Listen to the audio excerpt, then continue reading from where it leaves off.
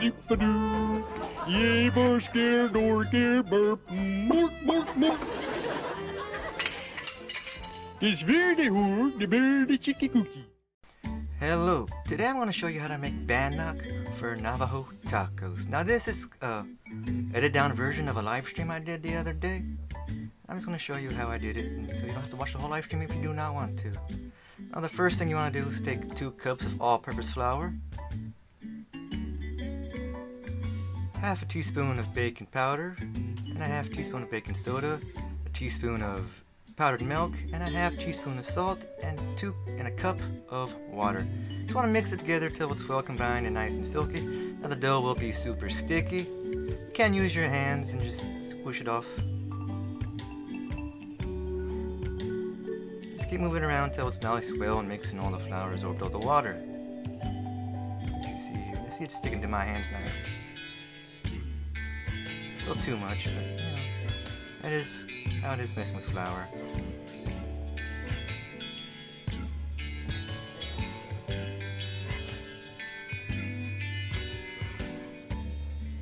Now you want to let it rest for about 10 minutes after you finish mixing it, just to help it absorb and form some gluten.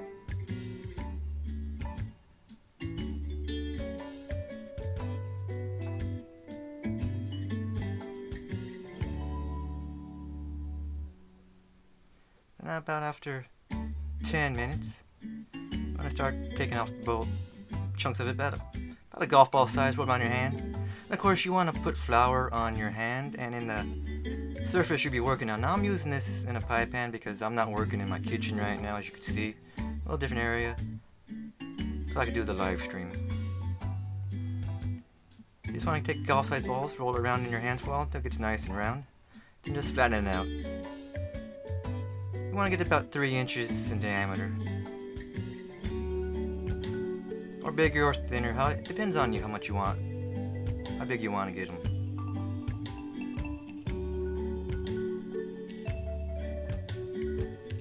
Just keep your hands nice and floured. That way the dough doesn't stick to you.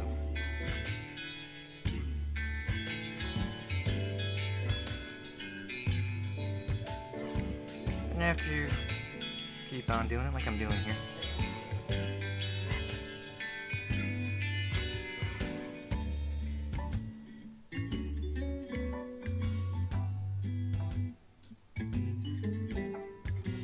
Once your oil gets up to 375 to 400, you want to do it higher than 400 because you burn it.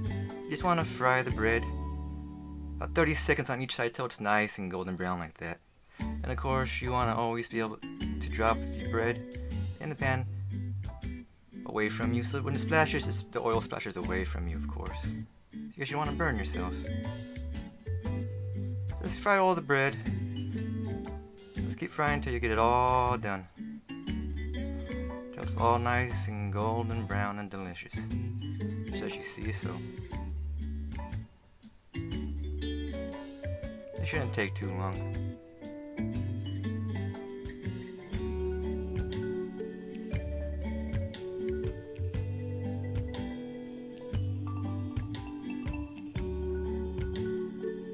That one puffed up really nicely.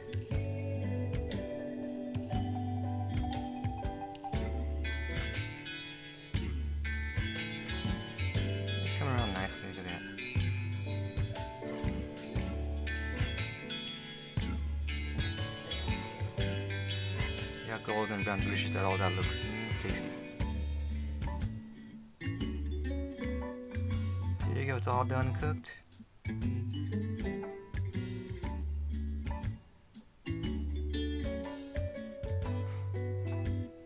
Sorry this ain't my best quality video, but it was a live stream. I just did it down so you guys could get a quick peek of it. Now we're going to turn our attention to the taco meat. I'm just doing a tablespoon of cooking oil, moving it around in the hot pan. Add in some onions, diced, just to sweat them, about 2 to 3 minutes until they're nice and soft. Breaking up the big pieces as you see.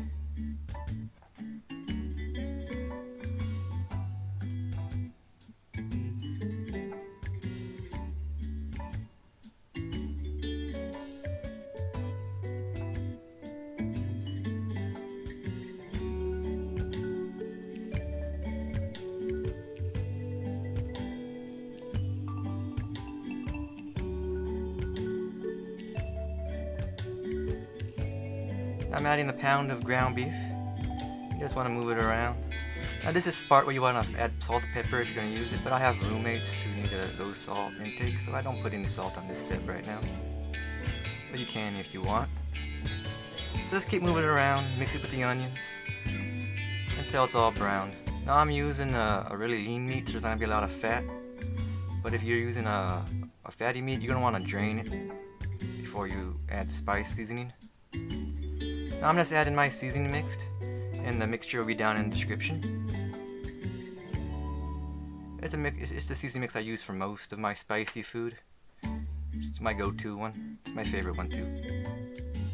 Just move it around till it's all well incorporated. Because that spice makes it's gonna absorb up a little bit of oil that is there. Make a nice little paste. I'm adding some diced tomatoes with green chilies. It's just canned. I'm not gonna use 2 cans together, but I'm not using all of it. I'm gonna use the rest of the tomatoes as a topping. But let's mix it all together until it's all cooked through. You want to let it simmer for about 10 minutes and kind of like a stew. Just keep stirring it every now and then on a low heat. You see the steam's coming off it. Just want to stir it from time to time.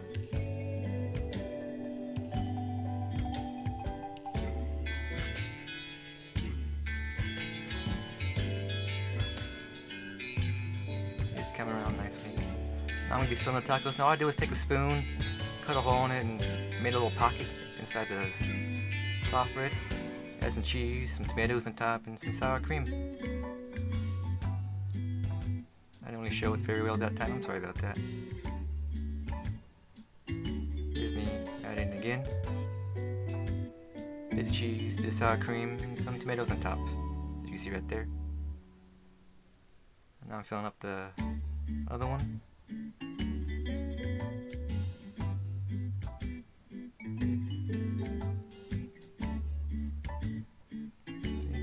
Pretty easy and tasty. And there you go. You got yourself some nice Bannock with some tasty taco meat for your Navajo tacos. Now I do hope you enjoyed the video, and I hope you enjoyed the food. And check out the live stream if you want to love to hear a conversation about tasty food. Thank you, and come again.